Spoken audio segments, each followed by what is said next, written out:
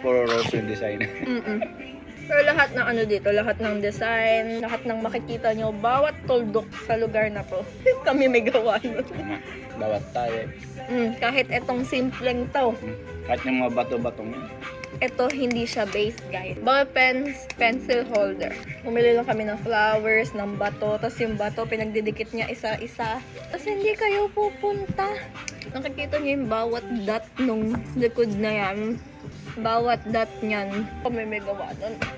Noon nga dot-dot lang siya guys, tapos naisip namin parang ang pangit, kaya naglagay kami ng ganito, yung mga flower effect. Dot lang din siya, pagkagano lang. Dot. Punta kayo dito para makita na yung effort Yung namin. dot. Ay, hindi. Hindi yung dot. Yun nga. Lahat Correct. yan. Dot.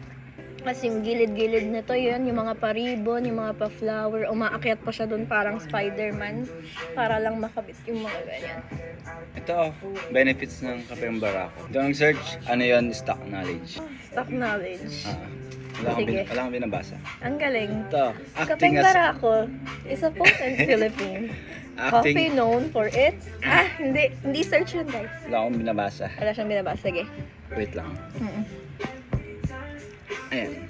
Kapeng barako, acting as a natural energy and focus booster, aiding in weight management by enhancing metabolism, protecting cells against damage, and reducing the risk of heart disease and Alzheimer's. Diba? Ang healthy ng kapeng barako. Healthy talaga Pure siya. lang. Kaya yun yung ginawa namin coffee dito sa Takoyaki Milk. Anong oras na? 8:30. 8:30 na guys. Lumabol na kayo. Hanggang 10 kami. Hanggang 10 to. Hindi, pero totoo kung hindi tayo may-ari nito. Ganitong place yung mga gusto kong tinatambayan.